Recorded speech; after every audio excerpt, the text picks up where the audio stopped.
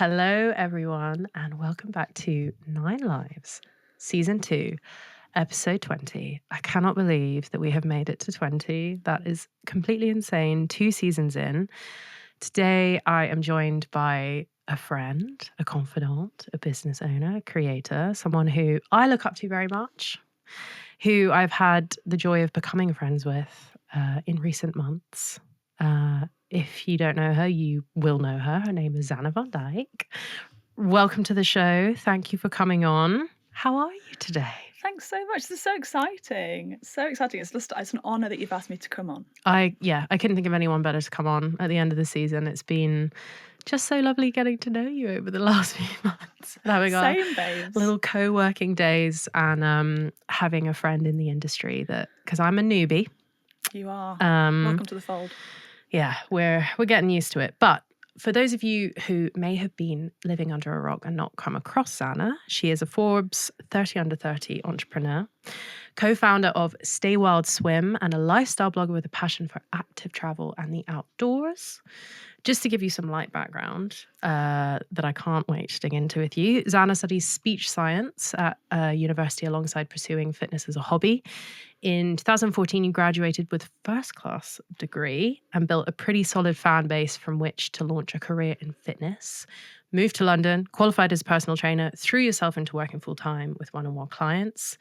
Your online audience then grew. Hundreds of thousands of people watching your workout videos and feeling empowered by you along the way, which I can definitely attest to, the feeling of empowerment that you have given me in the last few months navigating my own personal issues in the industry. But you were definitely, and still are, the golden child of the fitness space. You've been on the cover of the Sunday Times Style, Women's Fitness magazine, Healthy magazine, as well as spreads in Women's Health and Glamour. You were the first female UK ambassador for Adidas, which is incredible. And your blog is ranking as top 10 fitness blogs in the UK. I could go on. Basically, in a nutshell, without making you cringe too much, you are incredible and you have been in this space for a while. And, I think one of the incredible things that you do and still do is pivot and stay healthy and stay well. Mm-hmm.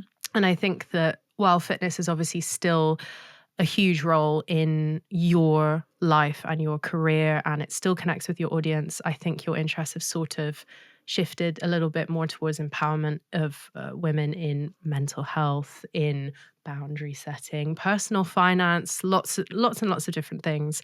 And I think what you share really encourages people to make positive changes to their daily life. So I'm so excited to have you on. Welcome. How are you and what has today looked like for you? Thank you so much for really tooting my horn. My horn is well and truly tooted.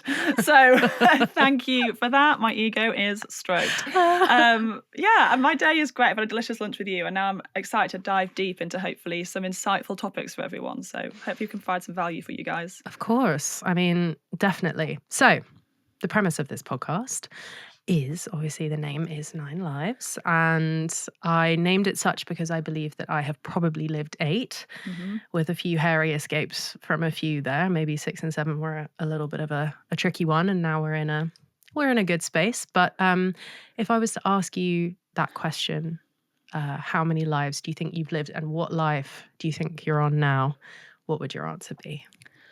I would say I've lived 4 lives.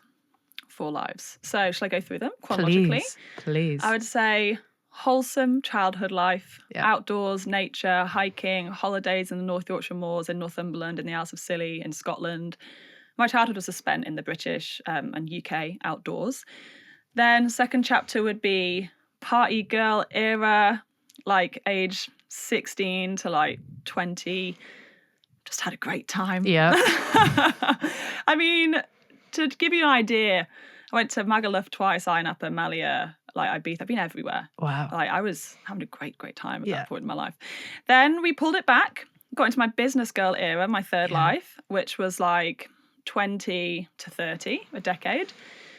And now I'm in my balanced era where I work within boundaries and I'm just trying to like create a really beautiful life for myself, which kind of nurtures me and which I really enjoy my day to day. And I'm not too stressed. Yeah, stress management seems to be the theme. 30s, that's what we're manifesting. So yeah, I would like to follow suit, please. Yes. That would be really nice. 3 lives is good. That's solid. And I love that you can see them so clearly in your mind as to where you are and where you are now. I think what I love so much about you and what you've helped me with in recent months has been really dissecting my own relationship with work and hustle culture and burnout and how dangerous it can become, and actually how like it's okay to just work 9 to 5 and take a lunch break. I remember the first time you co-worked at my house, we got lunch, you shut your laptop and then came and sat opposite me with your lunch, and I was like, what are you doing here? And you're like, we're breaking for lunch. And I was like, yeah, you're like, I'll just keep my laptop open. I was like, no, Cass, we're breaking. We relax for just 20 minutes. Yeah, we can even sit in the garden. What a delight. How amazing would that be? So you're definitely teaching me a lot about I think trusting myself, which is really cool. I think it's really nice to have female friends in the same space who empower you and who you can kind of look up to and can hold you. It's lovely. And empowerment seems to be, when I think about you, I think a lot about female empowerment, because I was speaking to you about you actually with my fiance Joe yesterday, and he was saying, he's a world traveler himself, being a conservationist, but he was saying the coolest thing about you is that you are so brave. And when he sees your socials and met you in person, he's just like, Zanna, when I think of her, is just brave. Like, you're off to Peru in how many days? 3 days. Yeah, you do these incredible, for context, Zanna takes women on these amazing trips all around the world on these like mental hikes. But you make it look so easy. So easy. Where does this spirit and bravery come from? Oh, that's a big question. I almost think it actually comes from fear, but a healthy fear. Okay. I think it comes from a fear of not living my life to the full and a fear of not having all the experiences that I think we have the right to experience in life.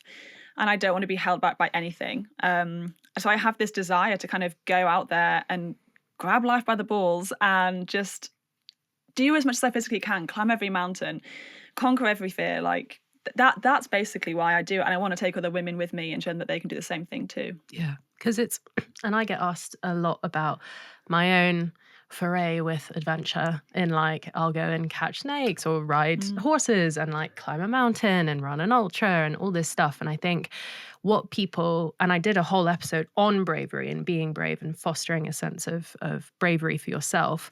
But people almost don't understand that sort of like fire, it does belong to everyone. Everyone can harness it. And I think looking at you and watching you just literally conquer the world is so inspiring for so many people. But do you ever have any moments of like doubt or any affirmations you tell yourself where you're like, just open the door or just book the plane ticket, just say yes? I'm very much a yes person. I think that's how my friends would always describe me. But I think if I do come into a place of fear, or I feel like this is maybe one step too far out of my comfort zone, this is maybe one step too far away from what I'm used to, and I end up in those situations quite a lot by nature of my job, my mantra is I can do hard things. Okay. I can do hard things. I can do hard things. I actually used to have a really intense fear of heights. And it was interesting. For my 26th birthday, I took a big group of friends to the Peak District to me. We stayed in a house, and my boyfriend surprised me by booking rock climbing for everyone. Cool. And I was like, I can't climb rocks. I'm terrified of heights. Everyone else on my birthday, there was like 18 of us, everyone else rock climbed. Me, the birthday girl, I did not. And then I decided, it's like a switch flicked in my brain. A few years later, I just decided I'm not going to be scared of heights anymore. Amazing. And I literally just chose to go and do the things that scared me. So I went to Mexico with my boyfriend, and I booked us in to do a guided, basically climb up a mountain, abseil down it, abseil through caves, like absolutely wild for somebody who's scared of heights. And I was like, you know what? I'm just going to book it and I'm going to make it through. Yeah. So I booked it. I did it. I cried like 6 times. But at the end of it, I thought, I could do that again. You've done it. And then I booked it again and again and again. Yeah. And now I have no fear of heights. Yeah. And I feel like that's kind of my mentality towards life. It's like, if something's holding me back, I'm like, I will just confront that thing. Yeah. And I will overcome it. And now I literally do rock climbing lessons every month. I'm going on a climbing trip in July. I love rock climbing. Yeah. And it kind of shows you that the fear that you think you have within you is actually just a construct of your own mind, and you can completely overcome anything that you tell yourself you can't. I spent 26 years of my life telling myself I was scared of heights, and now I seek out heights. Yeah. So incredible. The boundaries we put on ourselves and the fear that we hold is just all in our minds. All in our minds. What you did was exposure therapy, basically, then. Yeah. You put yourself in this scary situation. Just like very big exposure therapy for the first one, but that was a huge... That was a big dog. I used to have a massive fear of the ocean. Yeah. And I'm pretty... like, I will do anything and I will go anywhere, but the sea really scared me. But when Joe and I were in Florida, we swam with sharks, which was my first. So that was my exposure therapy. I was like, well, if I'm scared of the sea, I'll swim with sharks. And I wanted to be sick. But as soon as I did it, I felt so much better. And then getting back on the boat, I was like, okay, I didn't die. It's fine. And I think a lot of people, whether it's starting a running journey, starting a business, whatever it is, the boundaries they put on themselves, I think they might look at people like us and say, oh, okay, that doesn't belong to me though. I'm not brave enough to do that. And I can't do the running thing. I can't do the rock climbing thing. But we're here to tell you, you can. You can. You absolutely can. Like, I feel like every time I go to the Dolomites in the summer, which is what I do in the summer, I go to Dolomites and go climbing. Every time I post photos of me doing that, people are like, I could never do that. And I'm like, I could never do that. And look at me, I'm doing it. I'm hanging off the side of a mountain, feeling great. Literally. I think because we share a passion for running, obviously, and running has been something you've gotten into recently, and obviously it's a big part of my life, not so much right now because I'm injured, but I will get myself back. And I think a lot of people, what they suffer with around running is this like fear of what other people think of them. Because if you're running somewhat, people are going to see you, people are going to perceive you. If you had any advice from your recent running journey of someone who is finding it hard to get over the fear of opening the front door or doing something where people can see you, or you're worried that you're not going to match up to others, do you have any advice for kind of like beginner runners? I think my main thing would be nobody cares. Yeah. Nobody cares. Yeah. And I always think even pro athletes do interval training where they walk then run. So who's to say that someone who sees you having a little walk during your run isn't thinking, well, they're just doing an interval session? Yeah. Do you know what I mean? Nobody knows your life or what you're actually doing. Nobody else has the full story. So I just think there's no shame in going out, going for a plod, going for a little stroll with a few jogs thrown in there. Yeah. Like, nobody else really cares. And if they do, you shouldn't care about their opinion anyway. Exactly. But honestly, like, it's all in your head. You just got to go out and go for that first run. Definitely. That's the spotlight theory, I think, that everyone thinks everyone's thinking about them all the time. And you very rightly said to me one day when I was really freaking out about social media stuff, like, Cass, no one cares that much. Yeah, I was like, I hate to break it to you, Cass. No one cares. You just care so deeply. But I do this new thing with anything, trying anything new. And I think there are going to be quite a lot of firsts in my life over the next few months. Is I pretend that everyone's me. This is such a weird thing, but I'm like a highly sensitive, quite empathic person. So when I look at people on the street running or walking, I'm always like, I love you and I hope everything's okay for you. And I hope that what you do turns out well. And I just imagine everyone's looking at me, encouraging me, and I force myself to do it because back when I was in a bit of a negative headspace before I discovered wellness, whatever you want to call it, I had such a negative view on the world. And I think in times of stress, it's really easy to convince yourself that everyone is toxic and everyone hates you and, no one's wishing you well. But I think that with just a little bit of switching your thoughts, you can really maintain a little bit more of a positive image around the world because it's so easy to get caught up in negativity. No, I totally agree. But I do the same. Whenever I look at somebody who's running, or, when somebody has their tripod out in the street and they're like getting an outfit video, I always just think to myself, get it, girl. Yeah. Like, literally just get it. Get that shot. Like, do that run. Do what's good for you. If somebody's thinking something that's not along those lines, then I don't want to know. Yeah. I don't care what they think. Yeah. People, I think just having the assumption that people are kind can actually work wonders. Yeah, exactly. And it can brighten your day too. Like, I do this thing where if I'm out and about and I'm not at home, I try and do 3 positive things for strangers a day, whether it can literally just be smiling or going up to a girl at the gym and being like, your form's amazing on your deadlift, or whatever, like buying someone a coffee, because it just really helps me try and think of the world in a more positive way. Yeah. I try and give a compliment a day. Yeah. And it's like a tiny thing, but I'm like, to a stranger, not just somebody that I know. Yeah. Because I'm like, even that guy earlier, somebody earlier complimented my outfit when I was with Cass. And I was like, oh, that's made my day. So nice. But it's like, if you can just do that for somebody else, that is the smallest, simplest thing you can do. And that can literally make somebody's day. Yeah.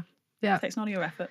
Definitely. So I wanted to talk a little bit about productivity and juggling life's responsibilities and some boundary setting as well, because something I'm seeing more and more with myself and within the community is that I've recently come up against maybe pushing myself too far with professional and fitness goals. And my body has now forced me to rest, and my mind is now forcing me to take a step back from work. You are someone who's obviously been grinding for a while, and you're in this really lovely space where you're obviously still learning and you're still juggling and you're still discovering what a happy, calm life looks to you.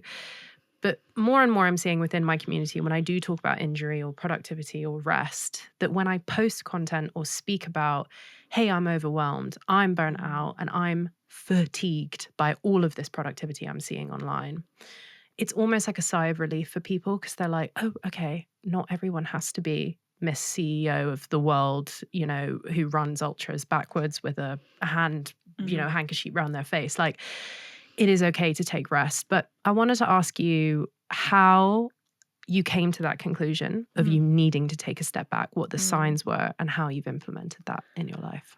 Big question. Well, I had a very physical and mental sort of shutdown a few years ago when my body just absolutely stopped me in my tracks. And I signed off work for a couple of months and completely made me reevaluate my whole approach to life. And since then, it has been a journey. And you know what the hardest thing is? Identifying yourself as a productive, successful entrepreneur and your identity being tied up in your productivity and then finding worth in something else. That has been the hardest thing for me. Like, realizing that if I don't get everything on my to-do list done today, I'm still a good person. Do you know what I mean? It's crazy that we tie so much of how we perceive ourselves to how much work we do when there's so much more to who you are as a person.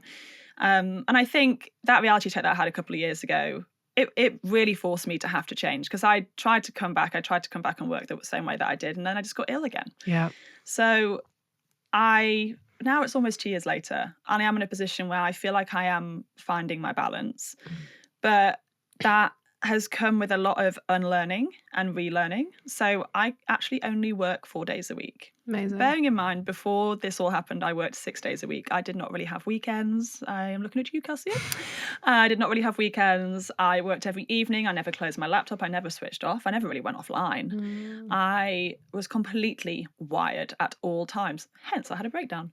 But ultimately, I'm now in a position where I work 4 days a week. I consciously have one full day off. And on that day, I will do something where I will literally nourish my soul. And I wish the world was more friendly to 4-day work weeks, because I think it would be the most incredible thing for all of us to be able to have this. And I'm in such a privileged position that I can do this. But I will just try and, do something which nourishes me, like see my friends. This Friday, privileged gal over here, I'm doing like a little retreat day near the coast. So I actually genuinely need that. It doesn't have to be a bougie retreat day. It just has to be like a day at home or going on a hike or going out in nature. I need something to kind of decompress me. Yeah. And I've also become very in tune with my body. And I think that's something that every single person can do. Your body gives you warning signs. Your body tells you when you're overwhelmed. You get that feeling in your gut of like, I don't feel well. This is too much.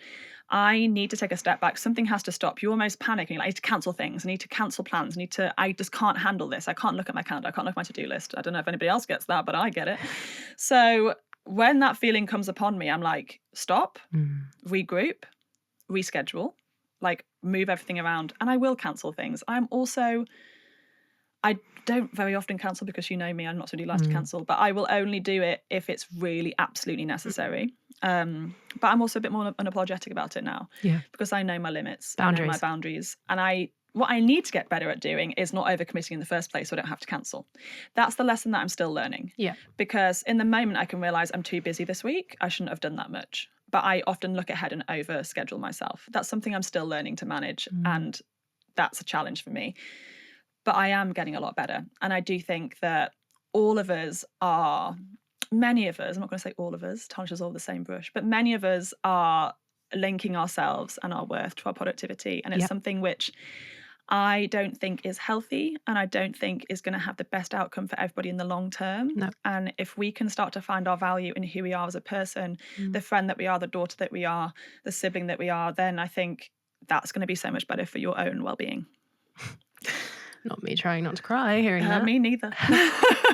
I think for me, because I'm going to speak on behalf of myself and people listening here, I hear what you're saying and I want it so badly. I want to give myself the space to breathe, but I am so scared. You must have had that when you knew it was time to stop. That fear, because I tie so much of my overcoming and my journey to like, I've done this, I've accomplished this, I'm doing this. I'm so scared to slow down. Nothing is worth your health. Nothing. And I just wish, even though I know what you're saying because I was you, and I had friends shaking me like 6 weeks before I had my breakdown. I had friends shaking me being like, you need to stop. You're not okay. You're doing too much. And I was like, I'm fine. Yeah, I love this. I thrive in chaos. CEO. Like I literally was saying to people like, I'm thriving. This is how I function. This is how I live. Like I love this. I was not thriving, everyone. Side note, I was not thriving. So, but internally I actually thought I was. I genuinely thought that was what I was destined to be. I was destined to work like that and live like that. I was not. Plot twist. So I know what you're saying, and there's only so much I can say it to you, and I can say it to people. You have to be ready to hear it, and you have to be ready to change. And sometimes you're not ready to change until it slaps you in the face, and that's what happened to me. Yeah, the body keeps the score. Exactly. I did not change until my body and mind said, well, no choice now, girl. It's time. Yeah. So I just don't want... I want to use my experience to make sure not as many other people go through the same thing, because I don't want... It's not an experience I'd wish upon anyone. I just wish people could, slow down and look after themselves. Yeah. I think if you don't take rest, your body will make you take rest. Literally. It will tell you it's time. And I what makes me worried and sad is that what I'm going through at the moment through professional burnout is the imagery and what I'm seeing online from other women that I follow who are amazing and are these boss babe CEOs who take over the world and have to-do lists that I couldn't conceivably do in 5 days. You are constantly bombarded with do more, achieve more, get fitter, be leaner, make more money. And I think everything in my body is telling me, go into the forest, lie down on the moss and stop. And I think knowing when that time comes is really important, but also shutting out social media for the time that happens. You have to. Because we were not put on this earth to work or to have other people constantly give you approval for how hard you're working. Oh, you're such a hustler. It's amazing what you're doing, Look at all these and it's great to build a business, to run an ultra, all of these things, but man, rest is just as important. Mate, think about what I went through in the sense that I came back online and everyone had been achieving things and doing things, and I'd laid in my bed for 6 weeks. And you're like, what am I? Who am I? How do I come back into this world? And how do I not compare myself? And that's been another thing that I've had to learn over the past 2 years, is realizing that I literally cannot compare myself to anyone else in this industry, because guess what? We work in an industry of hugely successful entrepreneurs. Yeah. All we do is see successful entrepreneurs in our feed all day, every day, because that's the nature of our industry. If you consume that and compare yourself, you're fueling your own demise. Yeah. So it's like you have to consume it and be able to see that that's not healthy for me. Or set your own parameters for success, which is my new thing of doing, which is what does success and happiness look like to me? And I spoke briefly in an episode prior to this about how I recently made the decision to half my business, because happiness to me is not money, but it is spending time with my fiance and my dog, or having the luxury of going for a long trail run on a Saturday morning. That decision made me feel so much better, because you almost feel like you're competing with something you can't compete with, and not all of us are built the same. also feel like I've lost a lot of my feminine energy being such like a boss for so long. And I really want to get that back. I feel like for me, my redefinition of success is that a lot of it has come from friendships, because I think for many, many years, I like to think I've always been a fairly good friend, but I did kind of go off the radar for a while. And I think since I've had my reality check, my friends have become like my family as well. And I spend so much more time with my friends, and I really prioritize my friends. And I almost see part of my identity now is like, I feel like I'm quite a good friend. I feel like I show up for my friends. You're going to make me cry. I see my friends. It's fine. It's fine. We're fine. We're fine. Everything's fine. Yeah. But I do find that like a big part of my identity now is showing up for the people in my life. Maybe I won't be the best. It's all right. I'm there too. Yeah. So I do think that a big part of my identity now is actually in my friendships and who I show up as a person for the people in my life. And for so many years, I actually don't think I didn't have the capacity to show up for the people that I love.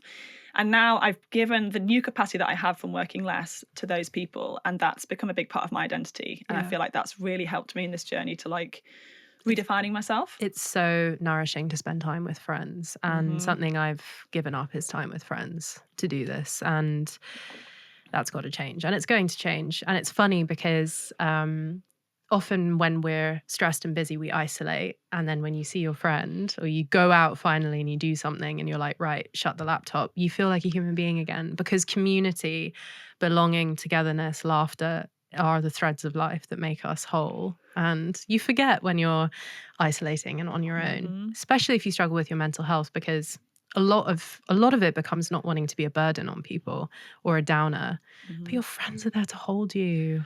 And also, everything's a chapter. So this might be a chapter where you lean on your friends or you are heavy, but I think you have to be unapologetically heavy and know that the time will come when you carry them, and it's their time to carry you right now. Exactly. Different strengths at different times. Exactly. For sure. But friendship is a lovely topic for us to speak about, I think, because often I am asked about making friendships later in life. Adult friendships, female friendships, all of that good stuff. I think we had a similar thing where we made most of our good friends later in life. I met my current friend group when I was 27, I think, 28. Oh, nice. All of my mates. And then now all of the current Bezzy mates I've met when I'm 30. So your friends you met later in life, some of them. Most of them. How do you go about finding, because this is what the main question is, where do you find them? Which is different for everyone.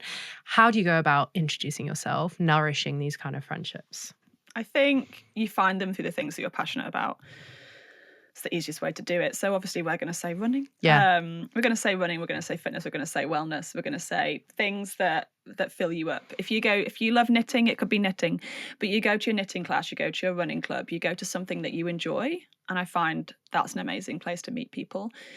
And I think the main way that I have ended up meeting new friends is just by initiating. And I think, what's the worst they can do? They can say no. Or what's the worst they can do? They say yes, you meet up for coffee, and you're like, actually, we don't click. And that was that. It was one coffee date. Yeah. Like, it's just not that deep. So I'm somebody who's very unashamed about, if I meet someone and I'm like, that's a nice lady. Yeah, I'll be like, I like you. Do you want to go for a little jog? Or do you want to go for a little walk or some coffee or a dinner? Like, I'm not ashamed to ask someone to go and hang out. And I just think it's all about initiating and not being scared to ask. Yeah. I think I've actually spoken, interestingly, I was at a wedding at the weekend. And I was speaking to some men there, some boys, and they were saying that all their friends were childhood friends. And I was saying, why do you think that is? And they said, I think men tend to struggle more with asking new people they meet to hang out. So, for example, they might meet someone at a wedding who they get on really well with, but then never ask them to meet up again. They won't follow up. Exactly. Whereas I do think as women, obviously there's many men probably listening to this as well, shout out to you, you should also initiate. But as women, I do find that we have less shame around initiating and less shame around being like, I like you, I connect with you, let's hang out. So, I just think having the balls to ask, having the balls to say, I like you, I think we'd get on well. What are you into? Or you also like running. Why don't we go on our own run outside of the run club? Yeah. Why don't we get a coffee after the run club? Yeah. You know? I think, it's a it's a lifestyle thing, definitely for me, because I found it hard to make friends because the only place I was going was the bar because my only hobby was drinking.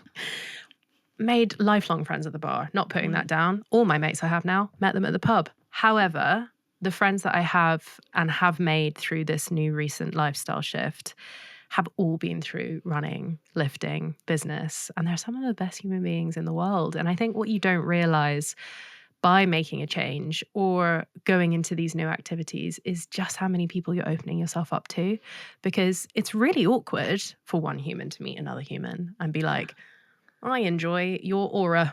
I enjoy your company. Would you like to spend more time together? Yeah. When we're on this earth together during our human experience, please. It's really weird. But if you have a common thread, like whether it's a run club or rock climbing, whatever, just be brave, again, bravery, and go up to that person and ask. Like, I have DM'd so many girls now in the running scene and been like, would you like to go for a run? Half the time they ignore me. I do it all the time. Rejection. Half the time they're like, of course, let's go. I'll meet you at the park. Do you want to get coffee after? Literally. Yeah. Like with Savannah, you've had Savannah on here before. Yeah. I started following her probably like 6 months ago.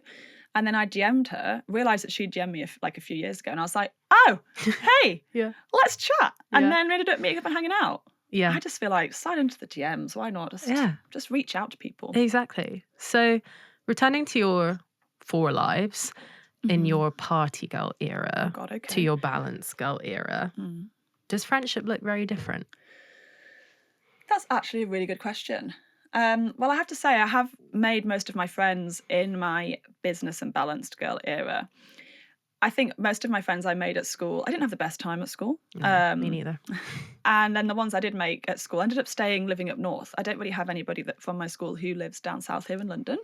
I'm originally from Yorkshire. So I wasn't desperate to hold on to that. I was quite happy to let that go. It felt like a chapter of my life. I was welcoming the closing of that. And I kept a couple of close friends from uni, one of my best friends, Naomi. But most people I've met have been, in my adulthood. And the way I see it is, I don't think I truly knew who I was when I was in my teenage years and even my early 20s. I didn't know me. I didn't know who I was. I didn't know what I wanted. I didn't know the people that I needed in my life. I don't think I could have found the right people until I really, maybe I was a late bloomer. I think I was a late bloomer. I think I just took my time to find me. And when I did, that's when the people came into my life. And I feel like when I settled into who I actually am as a person, I met the people who matched my energy. And that has ended up being in adulthood. And I know some people are so lucky that they find those people early in life. And I'd love that for them. But for me, I didn't know who I was, honestly, before probably like 23. So. Was it lonely growing up like that? Probably quite lonely. Yeah. That's something I am still struggling with. Are you an only child? I have an older brother, but he's 8 years older, which basically means you are. Like when I was a teenager, he was at uni. Yeah. So you, kind of only child by proxy. Yeah. I was an only child, and I also didn't have a lot of friends growing up, and I was bullied, and I have this loneliness about me that is always still there. It's a strange feeling. How do you find that manifests in friendships now, though? Do you think it impacts your friendships now as an adulthood? Definitely. In what way? I'm too self-sufficient. I cannot ask for help. Yeah. Do you feel secure in your friendships? I do. Okay. See, my thing is that I don't feel secure in friendships. Interesting. But I'm willing to lean on my friends. Yeah. But I think because I didn't have many friends when I was young, I'm now just like, do you still like me? Do you still like me? Do you still like me? Do you still need me? I really like you. Yeah. So. Yeah.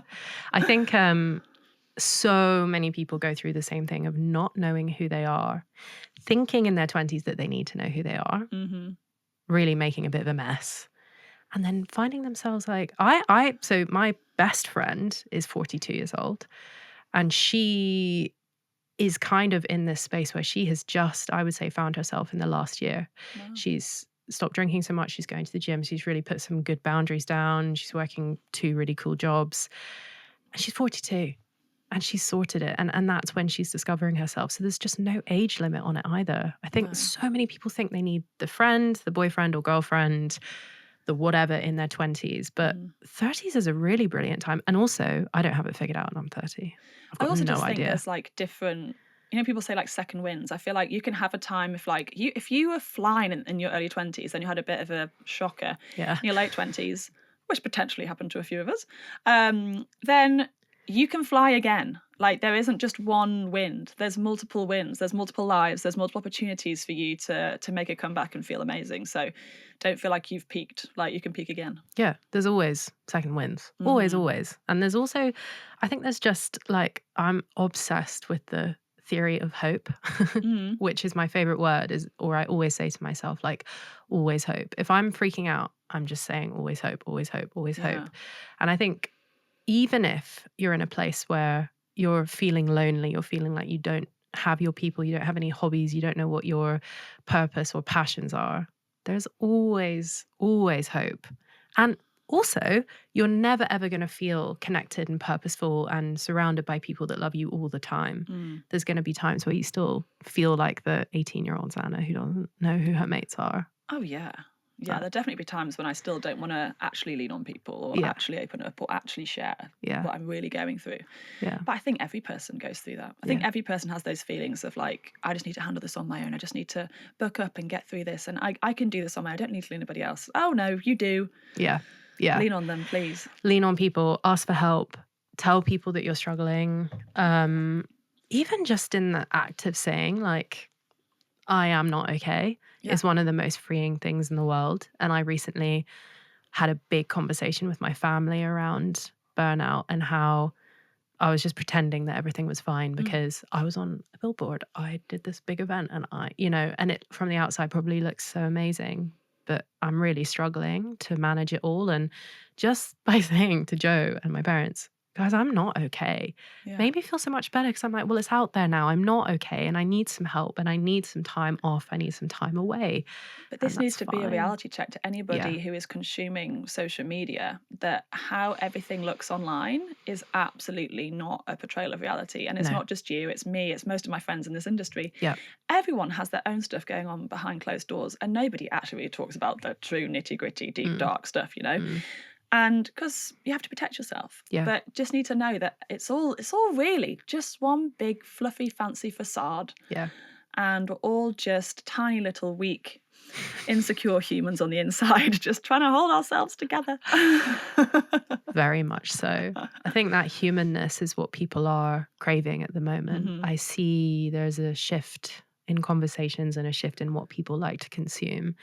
And I think people can spot it a mile off if you're not being authentic. And people want reality. They do, and so do I. Like that's what I want. I've had to drop a couple cheeky mutes recently, which mute is a really cool way of setting a boundary. And I think you can do it in real life with people, but you can also do it online where, say, you want to support that person long term. But maybe, for example, like for me, I've got a couple mates who are currently in race preps. And I'm injured and I can't run. I do not want to wake up in the morning, check my feed and see my mates out on a run because that's going to upset me. So I've just done a little mute of a lot of people because I just want to see animals and nature content for the next few weeks while I'm just, recovering. That's self-care right there. That is self-care. That is boundaries. But expecting yourself to be 100% of the time is, you can't. No, you can't. Nobody can be. But from the outside, it probably looks like you do juggle a lot because you're traveling and you're successful and all this thing. What are some boundaries that you set, practical boundaries for yourself? Oh, there's a few. So I do work 4 days a week. And when I'm away, my team, I kind of set boundaries with how much you can contact me, when you can contact me, because when I'm traveling, I actually am working. I'm not on a holiday. So I'm hosting a group of 18 women from 6 a.m. in the morning till 10 p.m. at night. I am switched on. And I'm also trying to make content while I'm out there. So I'm typically saying to my agent, look, you send me one email at the end of the week, which is a summary of everything from the week. Do not email me every day with every small, tiny thing because I will implode. So send me like one email at the end of the week summarizing it. Same for my assistant. Same for anybody who works with me. But I've learned this. I think this is personal to me. You have to learn what triggers you. If I see an inbox with more than 30 emails in it, I can't deal with that. I need 20 and below. So if my agent could just send me one email at the end of the week summarizing everything, that feels a lot better for me and my brain, that massages my brain in a nice way. So I have found ways to handle like trigger points for me, if that makes sense. Yeah, knowing your triggers is a really, really important thing in life. And also your triggers will be so different to other people's. Like there's certain things that I just can't and I do not allow, because I know that it's going to set me off, and it will set me off for the whole day, and then everything goes in the bin. So seeing as you do travel a lot and you are on the go, but you are very good at prioritizing Zanna time for you, what do those boundaries look like while you're traveling? Are there anything you can put in place while you're in the busy period? Okay, am I allowed to swear on this? Of course. Podcast? Okay, it makes it sound like a bit of a wanker, but I do meditate every day. Even when I'm traveling, I meditate every day. That's really important for me. I have to. If I don't, I feel a little bit doolally. So I meditate every single day, even when I'm traveling. And I can just do that when I'm traveling on a bus. Like if I'm on a bus with my 18 girls, I'll just be like, I'm just going to put my AirPods in for 10 minutes, girls. I'll just meditate for 10 minutes. Nobody knows what I'm doing. So that's really important. And then if I am up a mountain and a view is stunning, I just take that moment, put the phone away, just be present with me and my girls, enjoying being in nature. And the good thing is on these trips, even though I am working, because I'm so present with my girls, I actually am in the moment a lot. And I actually end up finding it really hard to capture any content because I'm not thinking about being on my phone at all. Yeah. So it makes my job hard in one sense, but I'm having a great time. Yeah. And I do find that I genuinely am very at peace on my trips because I'm being so present with people and like so connected to them. And the process of seeing women do things they never thought they could do is the most incredible thing. And I don't know, it grounds me and fulfills me. It makes me feel all fluffy inside. So it sounds like that is your purpose, friend. Yes, it really does. Gathering, community, bringing people together and pushing them to discover their own limits is obviously what you were put on this earth to do. But I wanted to talk a little bit more about these group trips that you do, because they're incredible. I mean, how many women is it on each trip? Typically 18. 18. Plus me. That is, Zanna, that's amazing. People trust you to lead them up pretty treacherous trips. Where were you recently that you did that hike that was over a few days? Colombia. Yeah, in the jungle. How was that? I mean, leading those women. Yeah, great. I always have a co-guide, so it's not just me. I always have a local guide who speaks local language, knows all the local things, just putting that out there. This is a safe place. So yeah, we do that. But it's incredible, especially that trip. That was a 4-day trek called the La Ciudad Perdida, which is the lost city, to like a sacred city in the mountains in Colombia. It's incredible, and it's a very spiritual place. And I think the women who came on that trip really went on a spiritual, physical, emotional journey. It's a very challenging 4-day jungle hike through serious humidity and through mountains and many insects. It was a lot. And yeah, it's honestly the most fulfilling thing I do in my job. And I think the fact that women trust me to take them to the other side of the world, to a country which many people find scary, Colombia. A lot of people wouldn't travel to Colombia because they think it's like a dangerous place. It isn't if you go to the right places with the right people. That honestly like fills my soul, and it's what I want to do for the rest of my life, truly. And I think many women who come on my trips are women who have been on a few country walks perhaps, but haven't done a proper hike, or they've never been to South America. I had a trip to Sri Lanka in December. This woman had never left Europe. It was her first time leaving Europe. And I was like, wow, I'm going to take you on a safari and show you elephants. The fact that I get to do that for you is such an honor, like such an honor. So yeah, I think that's the most incredible part of my job, and I hope that I can continue to do it long into the future. I'm sure you will. I mean, it must be just the most incredible feeling to be the person that you are and be so brave and capable and know what you're doing, but then in turn to bring these women to these places and show them these experiences and look at them experience it and watch them experience it. I hadn't even thought about that. Each other. Yes. That's the best bit. That's adult friendship. I'm sure that they must meet friends for life through your trips. Yeah, there's like a group of girls who, for example, I met on one of my Italy trips last year, And we've run half marathons together. We've done loads of amazing stuff together.